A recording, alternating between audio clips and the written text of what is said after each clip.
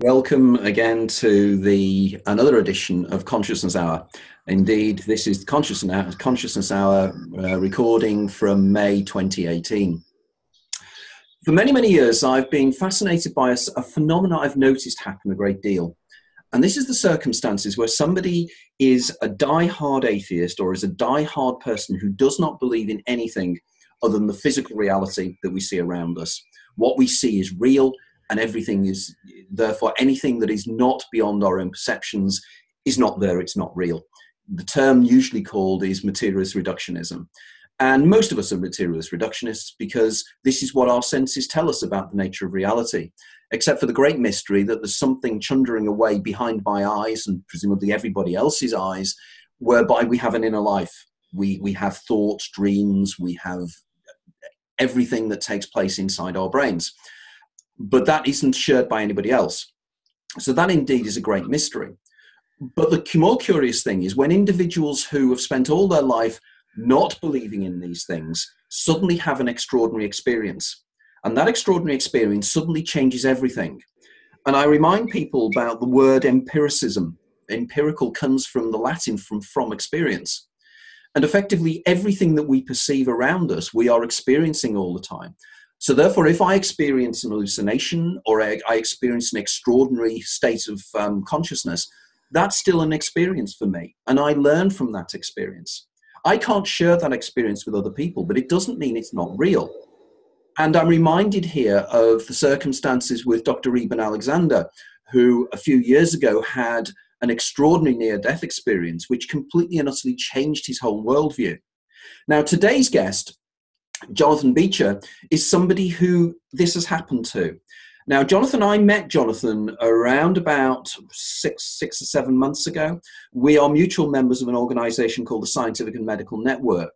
And this is a group of individuals who are scientists and medical people and enthusiastic amateurs and enthusiastic lay people who are interested in extraordinary experiences and trying to gather greater understanding of the true nature of reality.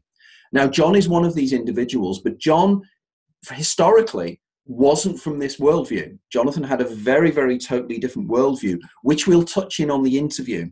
But I've been doing some research on John, and he is an absolutely fascinating guy.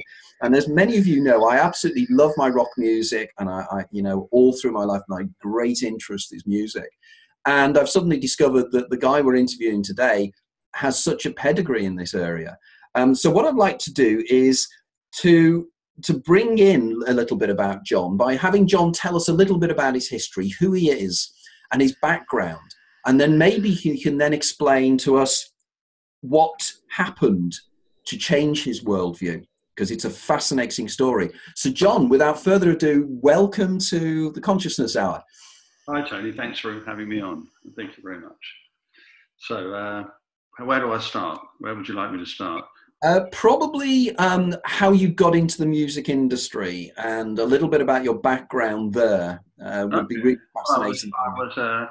When I was 23, I was working as a salesman for a little record import-export sort of company down in Surrey. And a pal of mine was the sort of sales director there. And then I got promoted and I was made a sort of export manager. So I'm now traveling around the world, selling records to people, buying records. We were buying import, records from Japan, records from America, stuff that wasn't available here, all that kind of thing. And then I left, and then he left, and then he called me up and said, I'm starting this little company. And he was interested in the video business, but I want you to, we were just buying and selling records at the time. And he said, but I want you to, do you want to come in, get involved with me and take care of all the sort of record side? And we were only in our 20s. So I said, yeah, okay, why not? Let's do that. So we started this sort of company where we were just buying and selling records in bulk from all over the world. But then we started licensing records. So we started going to record companies and people were licensing their music and things like that. And that went on and on. And then the CD came in, and all of a sudden we sort of thought, well, hang on, this is interesting. So when we all liked music, we were all into music. So we started licensing more and more and more, and then we raised some money. And then I used to go around the major record companies asking if they'd license their catalogue, and they would all say no. And then I keep going back, and then in the end they say yes, because most of the stuff was deleted. And then we went public, And by then we raised a lot of money, and then we went around starting buying record labels. So we bought PRT, which owned the Kinks, as you like the Kinks, and that kind of thing. We bought the Black Sabbath catalogue. We bought the Iron Maiden catalogue in America. We bought the Bronze catalogue, so we owned Motorhead, Black Sabbath, Uriah Heep, all these bands. And then, of course, a lot of these bands started approaching us to be their record company. So then we started, recording, but with well-established bands, really. We didn't really work with new bands because we didn't feel that was our strength. So we did albums with people like, lots of people, everybody from George Clinton to Steve Earle to, I can't think, Bruce Dickinson from Iron Maiden to lots of different people. And basically made that into quite a decent sized company and ran it for years, and then sold it to an American company and a public company in America. And then I carried on there running it for a couple of years, and then I left and started another company, which is another company called Snapper Music, which still exists to this day. It's in London. It's a small, I say it's small, it's not a bad size, in London. That's still going. So that's what I was doing there. But I was very happy doing that. I did it for, even, to use an old, in that kind of business, I was very fortunate to be in that business, really, because it was, having been in there from a sort of young age, it was a nice business. You didn't have, no one cared in that business whether you went to university or whether you didn't, whether you were black or white, gay or straight. No one really cared. Everybody just liked music. And to a degree, you were dealing with artists, so you were trying to put square pegs in round holes, trying to make something creative, commercial, if you see what I mean, make it fit. So it was an interesting business, but largely I have fond memories of it all. And I, even the bad times were good, to use that. It was good fun. But then what happened was, it was in the year 2000. So I've been doing it then. I've been in the business, different companies for 28 years or something like that. So I had one night, some friends of mine I introduced some friends, some American friends, and they got married, and they had a child, and my wife was the godmother. And so we had a lot of people staying the night for the pre-christening dinner night out. And on this particular night out, we all went out and got very drunk, but no more drunk than any other night, if you see what I mean, any other big celebration. So it wasn't anything extreme. And I had all these people staying the night with me, the godparents from San Francisco and LA there. And I went to bed about 2:00, and then and I went to sleep, and that was that. And the next thing I know, I went to bed. The next thing I know, my wife is telling me that I'm in trouble. She's woke, I can hear her in the background, so as if I'm dreaming. She's going, "John, wake up! You're in trouble. You're in trouble." Anyway, so I open my eyes and I look up. I don't feel in trouble. I don't have any. I have no. I've just. But I look up and I realise she's standing over me. i.e., I'm not in bed. And so she said, and then what happened was, then one of these American guys, one of the other godparents, came in and he started shouting and said, "We've got to call an ambulance." So I thought, well, I must be in trouble. And then the next guy came in. He was an old hippie kind of guy from San Francisco. He walked in, took one look at me, and he went to the bathroom and vomited. So I thought, I really must be in trouble. So anyway, so then she held this mirror up to me while I'm on the floor, because I wasn't in any kind of pain. I had no pain. And basically what happened was, I had no memory of it, but I'd fallen up. She'd heard a bang, basically. It was about 5 and 6 in the morning or something like that, 5 or 6 in the morning. And I must have fallen on my face, just, how those are in those Charlie Chaplin movies where people just go down. And I'd knocked all my front teeth out. I'd severed my lip. I'd bitten my lip off, really. It was hanging down. I had 30 stitches in my lip through here. And my jaw was broken on both sides. So I was a mess. But interestingly, in no pain. So I was taken to hospital, and they sort of fixed me up, and I had to have an operation. And they stitched me all up and put my jaw. I had to have 6 weeks without speaking, basically. And that was. So I have no memory of this, by the way. I had no, but it was after really that accident that everything kind of changed, really, because I realised. It took a while, but I realised I felt very different, but I couldn't really explain it. I couldn't. So for instance, I used to go shooting, do a lot of game shooting. I had a shotgun, and we used to go up to those stately homes in Yorkshire and places like that, go shooting and all the rest of it. And this had happened in October. And so there was a shooting season on, it goes through to January. And my pal called me up and said, because we had shooting trips booked, for that year. And he said, are you ready? Are you healed up now? Are you ready to go back shooting? And I said to him, I can't go shooting. He said, why not? I said, well, I couldn't possibly kill an animal. He said, why not? You've been killing him for years. I said, I don't know. I just can't do that. I can't even contemplate doing that. And so that's my. But I didn't associate anything that happened with this. This was anything to do with a bang on the head, if you like. I didn't think it. But slowly over the next year or so, immediately I felt very different. I felt. So, for instance, as you said, I was a complete atheist. I had no interest in anything paranormal or anything like that. I mean, I think I was a reasonable person. I don't want to say spiritual because I don't want to say that. But all of a sudden, I now felt kind of plugged in, as if I had plugged into something. I had a high-pitched whistling in my head, which some might say is tinnitus. I don't know, but it doesn't bother me. I've still got it, and I had these are physiological things. But all of a sudden, I had this kind of odd ideas, that I didn't have before, like, the idea that there is no death. Death is just nothing. It wasn't just not having a fear of death anymore. I never used to think about death too much. But, like I was in my early 40s, and most of us probably, try not to think about that kind of thing. But now all of a sudden it was a big thing, and it wasn't a big thing in the sense of anything bad. It was this idea that there is no death, only the body dies, obviously, and the idea that this wasn't home,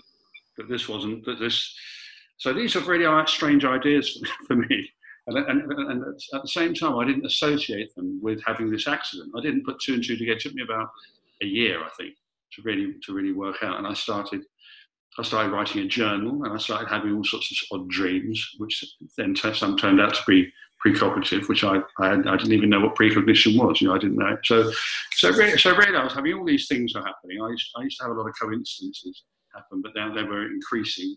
Synchronicities were increasing, and the other thing was that was very frustrating, if you like, for me. It was all the things that I valued before, like I was in a business that I really loved doing. I like making money. I drove fast cars and had nice houses and, kids in private school and all that kind of stuff. And all of a sudden I had no interest in any of that.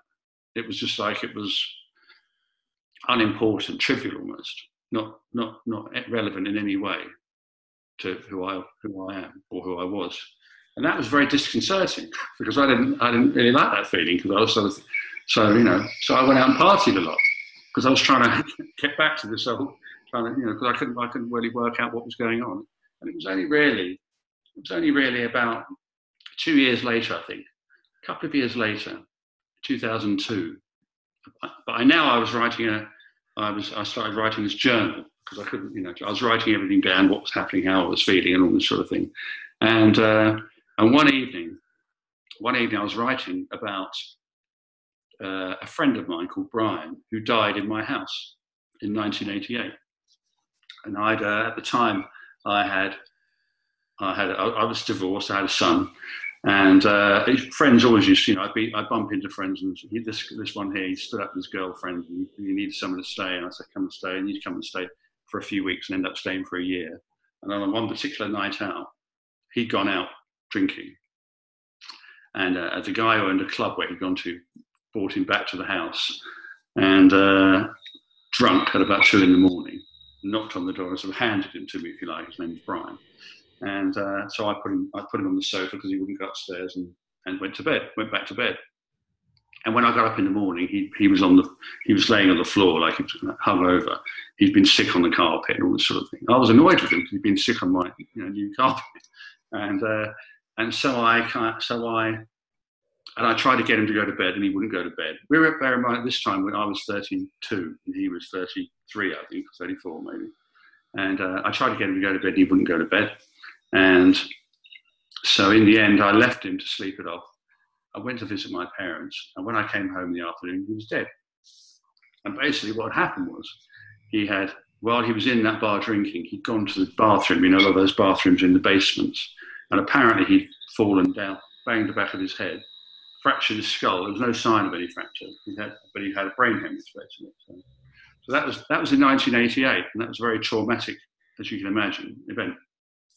So in 2000, I've had my head trauma, if you like, and 2 years later, I've had all sorts of things going on. I've been writing everything down, not quite understanding why I'm feeling the way I'm feeling.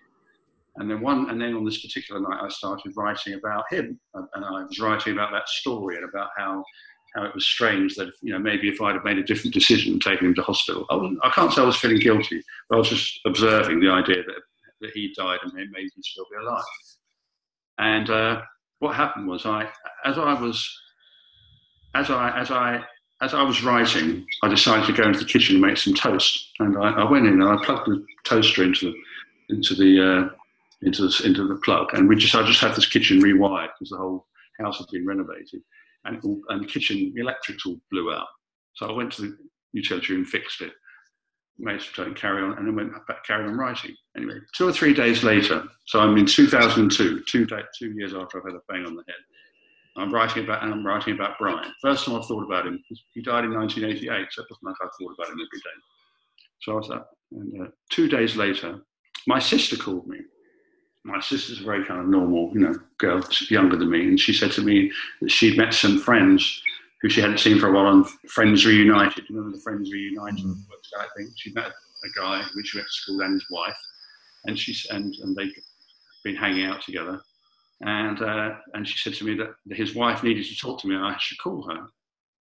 And this was on a Thursday evening or something, and I said, no, I wasn't really that keen on calling someone when I didn't. And I asked her why, and she wouldn't tell me, because she said if she told me, I wouldn't do anything. I wouldn't call her.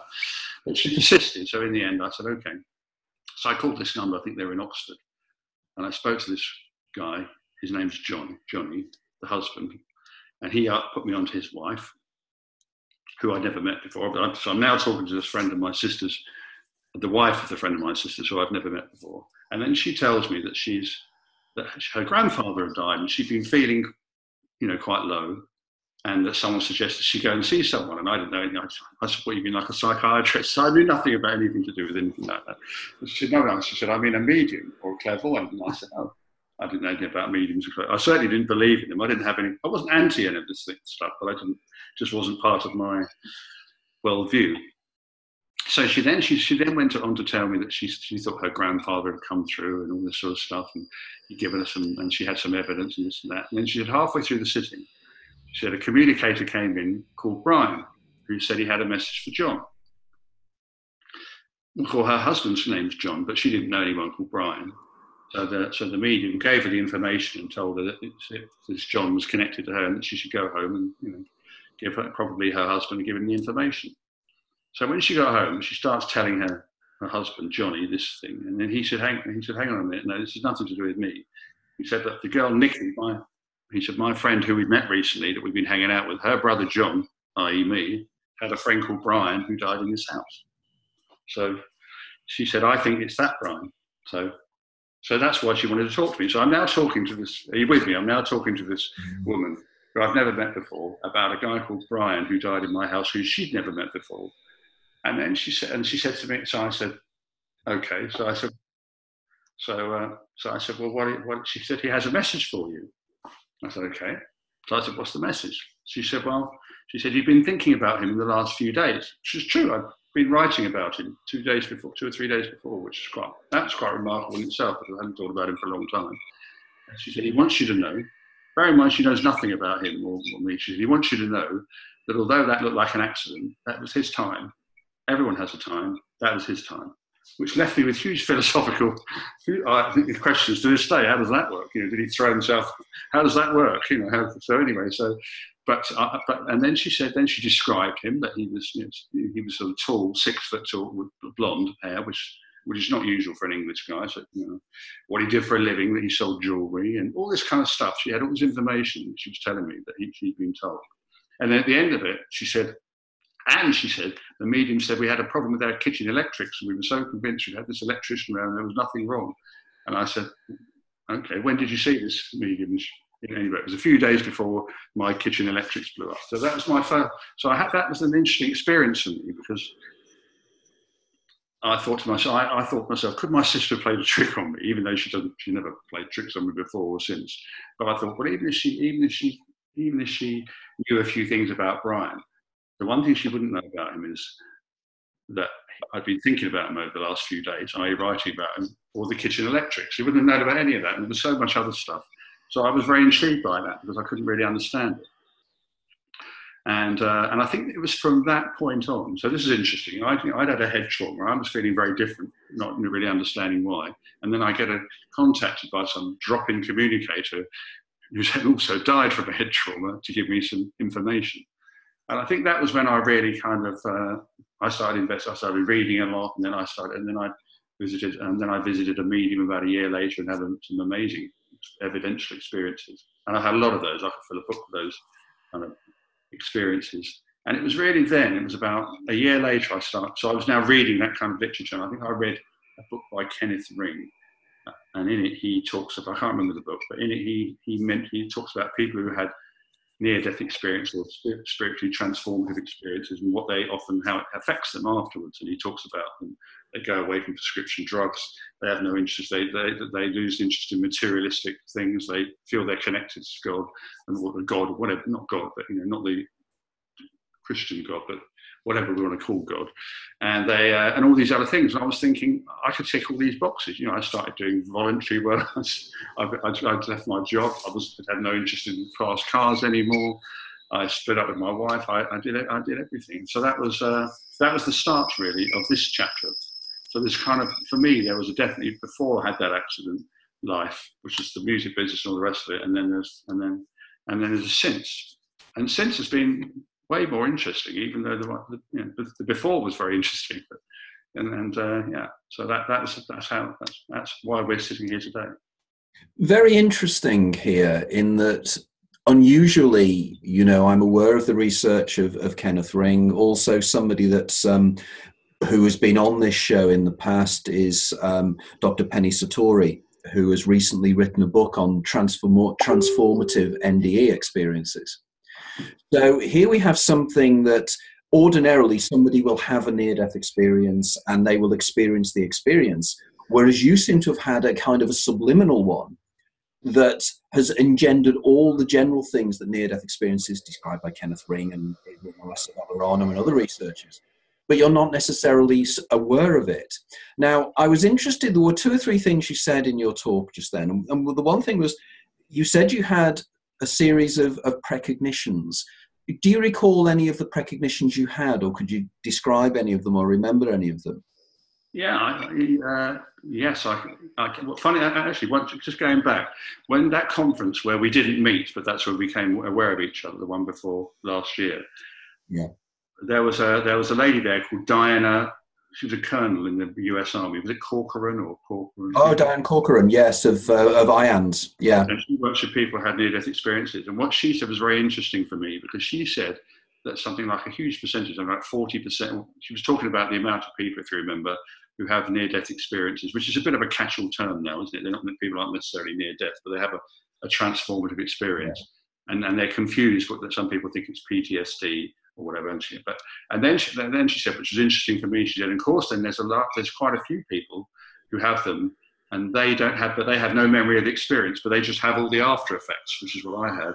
And so they're walking down the road and giving their money away, all this kind of thing. And she said, we normally find that those people the people who have had those experiences suffer a head trauma. And I thought that was interesting, because I'd never heard that before. So, I've had quite a few precognitive experiences. But some of them have been really. There was one, for instance, where I had a meeting with a guy at a record company, and I was that morning, and I woke up, and at the time I was writing down in this dream. I'm writing down. I'll go back a little bit. What happened after this is I'd been writing a journal, but B, I decided I was now becoming very immersed in all this idea, and I wanted to do something. So I decided I wanted to do something to do with it. I'd become very interested. I wouldn't say obsessed, friends of mine might think I've become obsessed, but it's just I was just feeling very different about the whole world, and still do. And so I read that book by Lynn McTaggart, The Field. Remember that book? And, yes. And she was doing some lectures. And so I went to those field lectures. And one of the speakers there was Gary Schwartz from the University of Arizona. And I'd read his Afterlife Experiments book, because I'm now reading everything I can get my hand on. This time. And at the end of he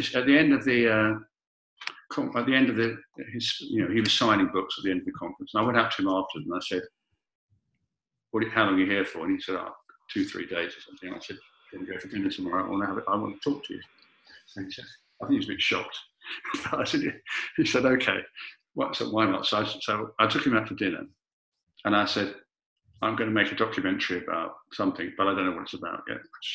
And he said to me, "Do you know a guy called Christopher Robinson? Do you know Christopher Robinson?" And so I said, "I don't know Christopher Robinson. I've never heard of him." And he said, "Well, he was a guy that claims to have precognitions for many, many years. There was a book written about him, and I did some experiments with him called the Arizona experiments, which he was very unhappy because the SPR wouldn't publish them." So I said, and then a few weeks later, I was having a cup of tea with Guy Playfair, who passed away a few weeks ago. Yeah. And he said to me, "Have you ever heard of Christopher Robinson?" I said, "No, but maybe I should go and find him." So he gave me his number, and I called him up. And I went to, he lives in Dunstable. And he was working as a cleaner. And his wife, she worked in Sainsbury's, probably still does. And they invited me for lunch. They live in another house in Dunstable. And he told me his connection with Gary Schwartz. And so I decided I was going to make a documentary about him, with Gary Schwartz. So I took him to America, and because I'd now left my old record business, and they didn't want me to leave, so I was on gardening leave. So I had a year off where I was getting paid. So I just went off and did all this kind of thing. Anyway, to cut a long story short, when I was making that was a really interesting experience to make that documentary, because Christopher comes across as a person that you can't believe anything he says. But then when you go and validate what he says, it stacks up. Everything. Right. He says weird things. So we were making, he was having premonitions about 9/11. We went to see Schwartz. He was having premonitions about the IRA. So the police gave him a handler. So we went to see that. So we went to see that guy, and he showed me all the facts, dreams he was having about a week before the London bombings. And then we went and saw some Daily Mail reporters who had asked him about Diana the day before she died, and he said all this kind of stuff. So he and I were spending a lot of time together at that time, and I said to him, I was asking about premonitions, and he said, "Well, funny enough," he said, "lots of people have them." He said, "But most people, they don't remember their dreams, they don't focus on them. And certainly they don't really look, and they don't really keep an eye on what's going on in their life. So they might have a vague idea that this is something true. But I thought to myself, well, I've been writing this journal now since I had this accident, and I've been writing down dreams, and I could see that some of them were. And one specific one comes to mind. So I had a meeting with a friend of mine, music business friend of mine. I'm going out to his record company in Wandsworth, and that morning I had a dream. I'd had a dream that to give you an example, it's a bit boring telling people dreams, but you asked me to tell you one, so I'll tell you one. So in this particular dream, the guy who I'm going to see the following morning, he's in it, and I'm at his house, but it's not his house, it's a different house. And in this house, there's water going all around the house, like a moat kind of thing. And there's a dog there, and there's other thing, and we're sitting in a sort of glass atrium type scenario, and we're and this prescription drugs are a major feature of the dream. And his partner, his girlfriend at the time, is in his spare room. This is in the dream, and she's done something bad has happened to her. Right? Something bad has happened to her. So that was the dream. So I've written it all down. So anyway, on my way up to, so I'm driving a few hours later, I'm driving up to see this guy who's in the dream, funny enough, and Christopher Robinson calls me on the phone. So I said, well, okay, I had this dream this morning. I'm now going out to see this guy. And I told him the dream. I said, what do you think? And bear in mind, there was other details in there I haven't shared with you, like there was a white Labrador and he had a black Labrador, that kind of thing. And he said, well, he said, all the things you don't recognise about the house are interesting. He said, so the moat and the atrium and obviously and he said the fact that the girlfriend's in the spare room is relevant. That's relevant, and the fact that prescription drugs, and something bad's happened to her, maybe she took an overdose or something like that.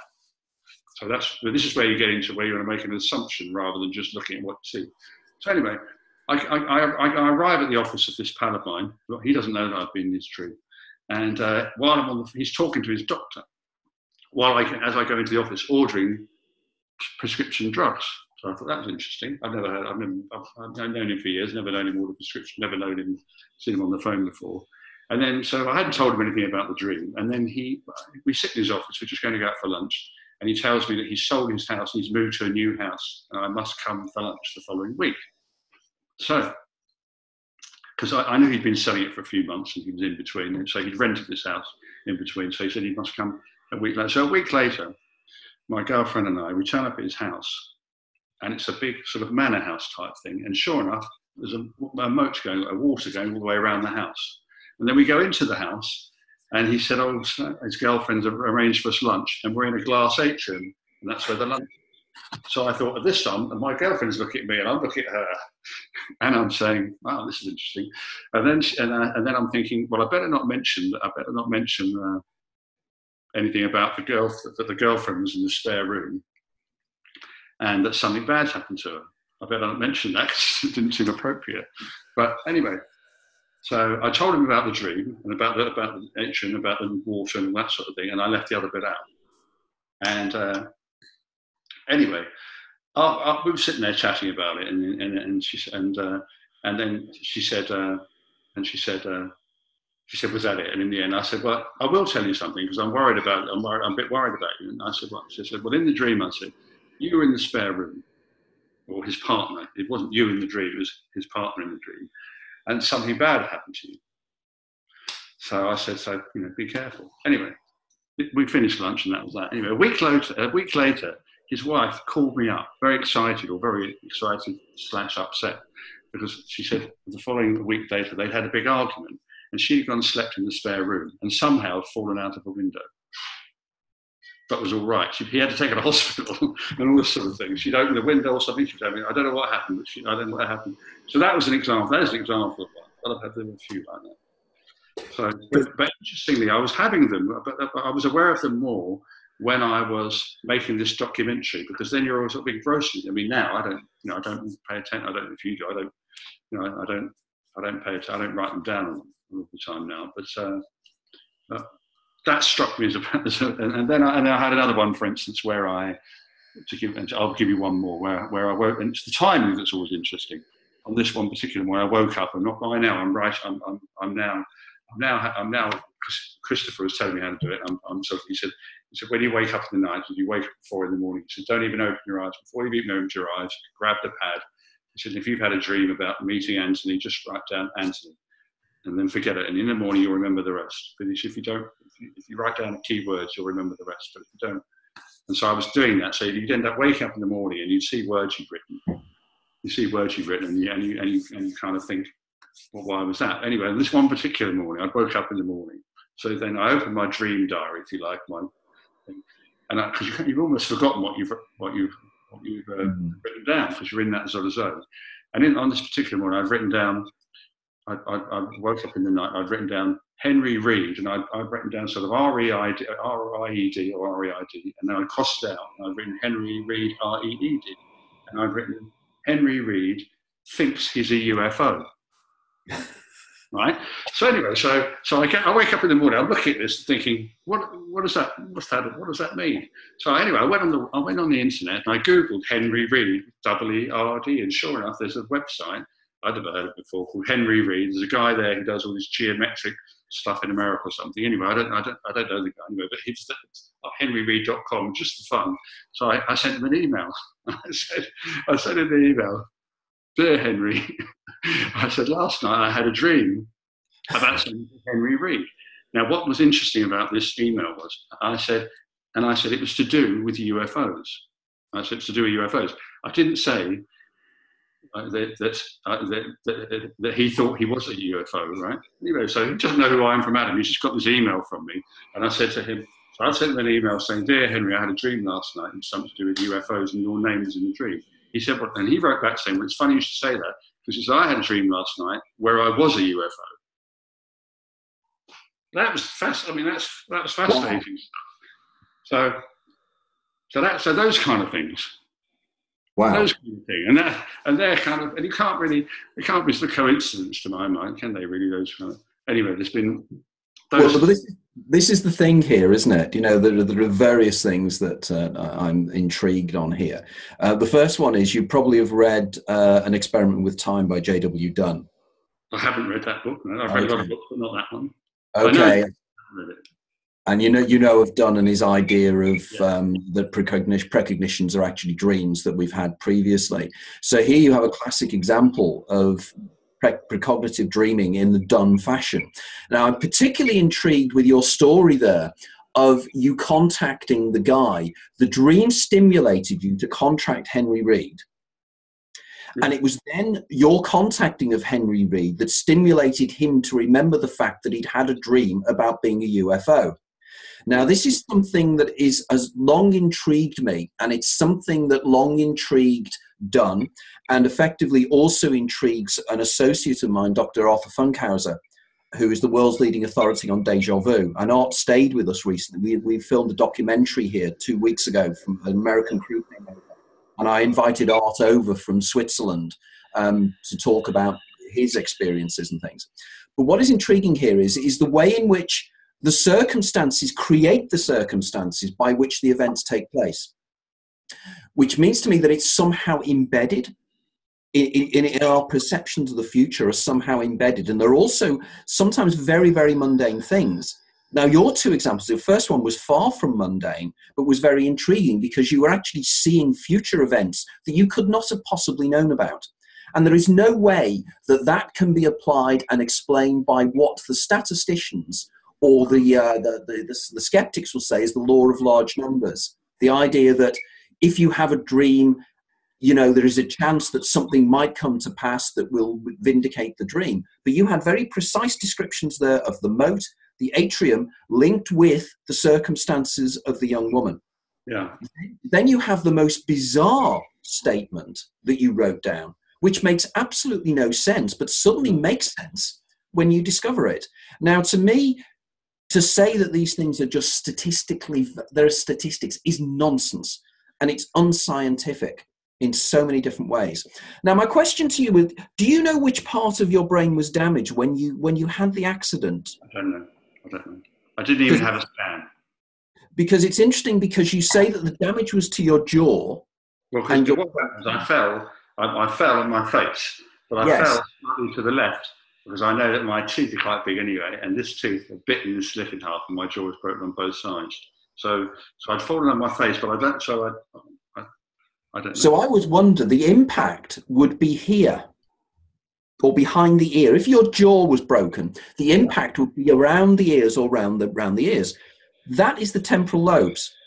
Now, the temporal lobes are specifically the area that I argue, because people, when they experience temporal lobe epilepsy, have precognitive experiences. And on this show, we've interviewed people like Myron Dial, who is a guy that has profound temporal lobe experiences where he's precognitive all the time, goes into out-of-body experiences, lucid dreaming, the whole thing. Now, I wonder whether your accident has stimulated your temporal lobes in some way, and you've slightly probably damaged, because, as you know, your temporal lobes sit above your amygdala, which is the area that supposedly memories are processed. But imagine that we have memories of the future, and if your temporal lobes are damaged in some way, they process information out of linear time and in a different form of time. And I think this is what you're experiencing here, and I think you can draw certain conclusions from your experiences here. But your experiences are totally fascinating. So from all this, you decide, how did White Crow Books come about from all this then? Oh, what happened was I become, as I said to you, because it's very difficult to explain how, when I say to you, I felt very different. I don't know. it's very difficult to explain that to feel. Still feels the same way. So, my personality is still the same. I've still got a lot of the same friends, although I've got some different kind of friends and stuff like that. But you just feel completely different about everything. And I can't even explain now how that is. But if you take the idea, for instance, of, if you take the idea of, but I'm walking around there. I'm walking around and I see everyone. I see everyone as I see everyone. I'm seeing people the same as you're seeing people. But I now look at everybody as just that we're all in a bit of a game. We're all just, and it's to use Shakespeare, we're all actors. And you walk in the supermarket and there's the guy behind the counter. And to me, he's no different to Donald Trump. He's just playing the part of the guy behind the counter, whereas Donald Trump's playing the part. So you look at everybody, and if anybody, the other thing I always think I was quite kind of non-judgmental, but we're all judgmental to a degree. But now I'm completely not judgmental, in the sense that I would still be judgmental of an act. But the idea of judging a person for anything they've done, to me, is just ridiculous. Because we don't know the whole story of that person, and because it's only the small part of while they're here. This is how I feel now. This is completely alien to how I used to think before. So then the idea of forgiveness comes in. That the idea of, if someone upsets you or something, you might still be upset with someone for a second, but then it goes, because the idea of forgiveness is just a state of mind, because none of this is real. So therefore, what's to forgive, if you see what I mean? So and that's what and really the book I was talking, the dog book, that's all that kind of thing. So so this is an ongoing kind of thing. So I really what I did have to do, but at first, when it happened, for the first couple of years, because I didn't like how I was feeling, because it was confusing, because I was quite happy before, and now I wasn't feeling happy before. So, but then I had the Brian experience, and I went and sat with some mediums and had some good experiences. And really, I've been, ever since then, I've been validating those experiences. And then what happened was, some years later, I woke up one morning. I decided I made some documentaries. I made one documentary with Crystal, and then I met a director, and he wanted to make music programs. Everybody likes the music business, and I wasn't interested in that anymore. So I said, okay, well, we'll make some, but I want to make this one. So we did that, and we made a program about Pink Floyd, which I won't go into bore you with now.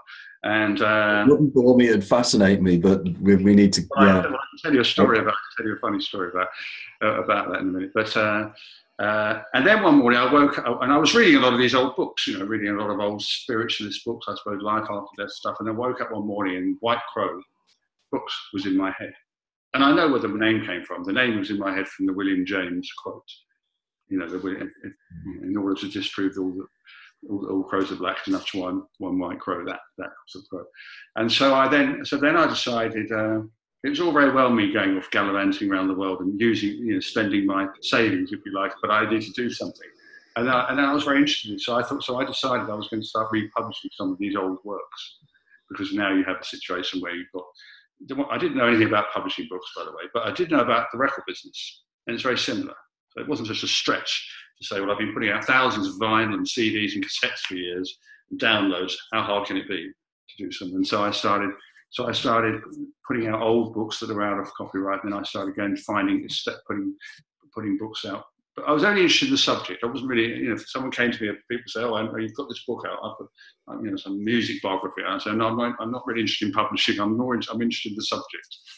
And so, and then authors started approaching me, and I've been doing that ever since, really, in a kind of small way. And that for me, it's a bit of a means to an end. It gives me an opportunity to talk to people like you, and a bit like you do your writing. I'm sure you're writing about this particular subject. If someone asked you to write a book about, I don't know, the price of baked beans, you probably wouldn't be interested. But so it gives us a means to become engrossed in it. So I'm still, and the interesting thing about the whole thing is, every time I find an answer to something that validates how I feel, there's another question. I find interesting, as I get lots of synchronicities, and I'm fascinated by synchronicities, because I still try and work out, well, how do they work? How do they? I mean, you must go through that. And every few days there's one. I mean, I'll give you an example of a silly one, which before I would have just thought was a coincidence, but there's so many of them. People say, well, people win the lottery, but they don't win the lottery every week, So to give an example of one, because it's in February, 2 months ago, my father died, and he'd had a stroke 3 years before. He was elderly, and and he was in a nursing home, and I got a phone call from my sister about 8:45 in the morning on a Sunday saying that he died. And I said, when did he die? And she said, oh, he died 15 minutes ago. She had a phone from the nursing home. And our mother, he had a stroke 3 years ago. My mother had a stroke same week, a year later. My sister's looking after her now. So I said, have you told Mum yet? And she said, no. And she said, well, I want you to come. Will you come down and we'll tell her together? Because she's in a bit of a sort of, she's okay, but she's in a brain damaged state. So I said, okay, I'll get ready and I'll drive down now. She's about 20 miles away from me. So I got up. I've got up. It's about 10 to 9 in the morning. I've gone into the bathroom. I'm cleaning my teeth, and the song, "The Missing Years," about the guy, about his. And I thought, well, that makes sense. That song would come into my mind. So I'm cleaning my teeth, in my mind, singing that song, "The Missing Years," about a guy's talking about when his father died, etc., blah blah blah. So I did that, and then I get dressed. I get into the car. I turn the radio on. It's on Radio 4 Sunday morning. It's the Archers or something. I don't want to listen to the Archers, so I turn to Radio 2, and the DJ introduced The Missing Years, and it came on. So that happens a lot. But when that happens, then I start thinking, how does that happen? How does that work? I didn't make the song come on. The more you think about it, the more. So how does that work? So how does that work with J.B. Ryan's time? I don't know how. But it did happen. It did happen, and those things happen a lot all the time. Those kind of things. I don't know if you ever get those kind of things, but they happen all the time, more and more and more. And the scientific explanation will be confirmation bias, or you've noticed things because you're more attuned to noticing them. But as your very pertinent point was made before, that the argument to say, well, one person will always win the lottery, so therefore they think they are special. Of course, that's not the case with these things, and they tend to be rooted coincidences in terms of synchronicities. I mean, I experience them a lot, and some of them are just bizarre beyond words. Sometimes there's the cosmic joker. I know that you're fascinated by Jung as I am, and the idea of sometimes you see the joke and you go, oh yes, very clever. I now see what you're doing. And of course, this suggests, doesn't it, that the reality that we're perceiving somehow is attuned to us, that there's an attunement going on between us and the external world. Now, if it is the case that our active observation collapses the wave function of this reality, which of course in quantum physics is something that's completely acceptable now, we in some way must influence the external world. And it is almost like the external world is trying to give us a clue, and it's giving us a little nudge in the solar plexus to say, wake up and pay attention. Now, again, you may be interested that later this summer, I'll be doing an event in High Wycombe, where we've got a whole day event, and there will be myself, Dr. Penny Satori, Graham Nichols, and 2 or 3 other people who will be talking about synchronicities. And my particular theme on that day will be Wolfgang Pauli and the way Wolfgang Pauli of the Pauli exclusion principle. He wrote a book with Jung on synchronicities. And of course, he was one of the leading guys of quantum physics in the 1930s. So here we have something that really we are misinterpreting, and if we start to realize that synchronicity is telling us something about the true nature of reality, particularly your fascinating point there about the idea of this is all a game, this is all some kind of simulation that we're within. Your wonderful line about Donald Trump and the guy that is in the paper. That's how I feel. Whether it's right, that's how I feel. It feels, Now, I would argue that what is taking place with you is your accident has opened up your doors of perception. Your doors of perception are more open now. It's widened. Effectively, for instance, your precognitions, we could argue that it wasn't James himself, but James used the term the specious present, and the idea that, we perceive in certain circumstances what is the present moment stretches out for some of us, and we can perceive the future in some way, which has been vindicated by experiments such as Dean Radin and Bierman and various other individuals. Maybe the future isn't really the future. I mean, the idea of, we've got the idea of time. We don't know what time is, maybe. No, it is, exactly. I don't know if you've read my book, The Labyrinth of Time, but in that I approach that in that way. So now we'll move quickly on, because we're coming towards the end of the discussion now. But I'm very interested because you sent me this wonderful book. Oh, that. Which is absolutely fascinating. I'm really looking forward to digging deeply into this. but I know a little bit about the background of the book and the storyline of the book. So if you can tell us a little bit about A Dog's View of Love, Life and Death, which of course isn't written by you, it's written by your nom de plume, which is somebody called J.R. Archer, probably because you like, I don't know, their peach schnapps or something, I don't know. No, if you like, shall I tell you why I did it by J.R. Archer? It involves a story that you like, if you've got time. So my mother and father separated when I was 2 years old, and my father's name is Archer. And I didn't meet him until I was an adult. I met him 4 times, and 2 of those before he died. And he died in 2001. And so I grew up. My name is Beecher since I was 3 years old, and that's all I've ever known. Anyway, but since all this sort of thing happened, and I visited mediums, I've had very interesting experiences with that side of my family. So to give an example, I was having a Skype conversation with a medium in Belgium. I was trying to get her to do some experiments with me, do a few like people did years ago on Skype. So we did 4, and one of them nothing happened. One of them, some people came through. She gave me names of people from the music business who were trying to get in touch with people, but I had no idea who they are, and I didn't find out who they were. But 2 of them were very interesting, and one of them, she said to me, "I've got your father's father here." So, and we were like you are. I'm recording it, so it wasn't like a normal sitting where I'm being very quiet, and So, and I've said to her that if she gets anything, I'm going to point it out. If anything I'm interested in, I'm going to point it out to her, and because I want her to concentrate on it, because we're kind of doing an experiment, a mediumistic experiment, let's say. So she said, "I've got your father's father here," and I said, "Oh, that's interesting." I said, I never knew my father's father. I had never even, I grew up with my step-grandparents, if you like. They were my grandparents growing up. So I said, I never met my father's father. I don't even know my grandparents' names. So that's what I said. Anyway, so she carried on talking, and we were just talking like you and I are. And then she said to me, "Oh, I've been given this name, Edward." Bear in mind, she's from Belgium. So I said, "Well, it's quite a common name here, but it doesn't mean anything to me." She hasn't said this, she hasn't said where it's come. She just said it's just coming to her within a few minutes. And then she said a few minutes later, "I've been given this other name, Mary or Maria." And she said, and I said, "Well, it doesn't really mean anything to me." So then I we had a conversation, and it ended. And I thought, well, that wasn't really anything. So then I went back and listened to the recording again, and then there I am at the beginning of the recording saying, she said, "I've got your father's father here," and I'm saying, "I don't even know their names." And then she's been giving me these 2 names. And so she hadn't said these are coming from there, and I hadn't put 2.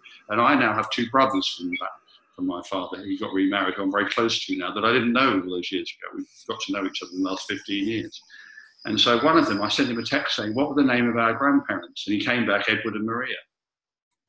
And that's pretty impressive, isn't it? Because, I'll defy anybody to guess the name of my grandparents when I don't even know. He couldn't have known. No people don't even know that part of my family. In fact, now they might know because I've told you and a couple others. But there's no way she would have known that. And then a few times my stepmother and my grandfather, my father had come through. So I sort of wrote that book in their name because, as I said to someone then earlier on, I said they didn't help me at all when they were alive, but they've helped me enormously since they died. Because because the book has a fascinating idea that we are being dogs guide us, because dogs are kind of guiding spirits. And you were telling me earlier a little bit about all-knowing, non-judge. The dogs would be, the dogs could be enlightened beings. They're beyond religion, and they're just hapless humans wandering around, messing up, making mistakes that we all do, and all this sort of thing. And the dogs are just influencing us, trying to move us towards unconditional love, which is their default state. But obviously we are, that's the kind of, and it expresses ideas. The dogs could have been hamsters or something else, but they're dogs.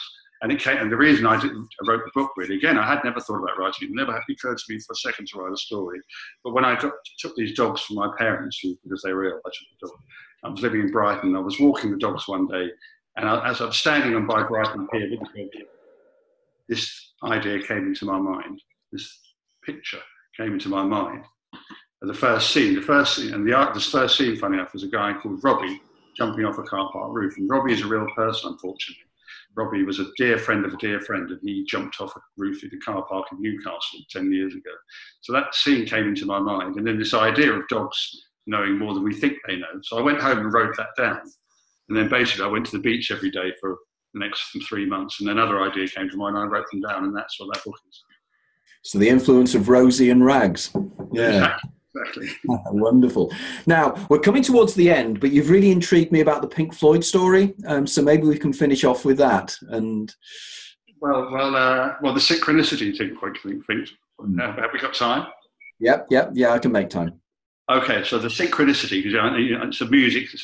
So we're making this program called Technicolor Dream, which you can find out. We saw it on television and everything. It was about the emergence of Pink Floyd in the 60s in London and what was going on there with the anti-nuclear movements and all that kind of thing. And what happened, we managed to get an interview with Nick Mason, the drummer. And my son, I said to him, and we had a cameraman, I said, well, you go and do it. I don't need to go and do it. You can go and do it. And Nick basically, I think he had an office in Camden Town. Anyway, about a week before this happened, I got a email from a woman in Vancouver, out the blue, who was a medium. So who said she was a medium, or was interested in these kind of spiritualist experiences and all that kind of thing. And she heard I was making a documentary, but she was talking about the Christopher Robinson document, didn't know again. And she just wanted to communicate. So we sort of started communicating, right? And I won't give her name because it would be inappropriate. It might be inappropriate. I won't give her name. But anyway, so this was about a week before. So anyway, a week later, so I've had this email from this woman. Let's call her Betsy Smith. I've had this email from Betsy Smith, and she's talking about mediumistic things, and she's interested. I don't know how she got to me. I don't know why she emailed me, but she wanted to have a chat about it. So we start having an email dialogue, and I tell her about this documentary I'm making, various other things. And then a week later, I'm making this program completely separate about Pink Floyd, and my son's going to interview Nick Mason. He calls me after the interview, and he loves Pink Floyd, especially the Syd Barrett era. And he calls me up. He's very excited. He said the interview went great, but the interview went really well. Dad, blah, blah. Nick was great. He said we can use photos from the archive as long as they've used them before. And he said he's given me the name of the archivist. Anyway, I said, okay, great. I said, where's the archivist? He said, I don't know, but I've got her number. I said, what's her name? He said, her name is Betsy Smith. Now, this name is very unusual. It wasn't Betsy Smith, it was a very unusual name. So I said to him, I know someone. I've just been communicating with someone called Betsy Smith. I can't think why that is. So anyway, then I go back and I realised that the woman who's emailed me from Vancouver, her name is Betsy Smith. So I emailed her and said, you don't work for Pink Floyd, do you? She said, yes, I've been working for them for 25 years. So anyway, so that's not the end of it. So I said, so have you? So we then end up meeting up and all the rest of it. And then we're trying to work out this huge synchronicity. What were the chances? You heard just emailing me out of the blue about this. And in the meantime, we're making a program about Pink Floyd. It turns out it's all the same kind of thing. And I said, well, I don't think we're meeting because you're helping me it's to do with making a Pink Floyd program. I don't think it's about that. Maybe there's something I can do for you, or maybe there's something you can do for me. Maybe that's why. We're just speculating, And so I've got to digress slightly if we got time. I've got to digress slightly. 6 years after I had my accident, I was taken into the Royal Surrey Hospital in Guildford with a broken jaw. 6 years later, my sister, the one I mentioned earlier, was out riding with my stepdaughter, and she was thrown from a horse, and the horse trod on her face, and her jaw was broken in 9 places. And she was taken to the same hospital in Guildford with the same injury. Neither of us have had any other injury in our life. So she was taken to the same hospital, the same injury, broken jaw. And when we looked at it afterwards, my accident happened 1 month before my 44th birthday, and her injury was 1 month before her 44th birthday. So wow. That's pretty weird in itself. Just keep that in your mind. So anyway, that's pretty weird. And she went through this whole thing. She had to have £35,000 of dental treatment, all this kind of stuff. She's now a vegetarian. She didn't have the same experience as me. But anyway, so go back to Betsy Smith. So I said to Betsy Smith, well, there's obviously a reason that we're communicating, but I don't think it's to do with the Pink Floyd program. Anyway, so we just had this big synchronicity. Anyway, about a year later, she called me. She was traumatized because she was in London. She'd fallen over in the street, fallen on her face and broken her jaw.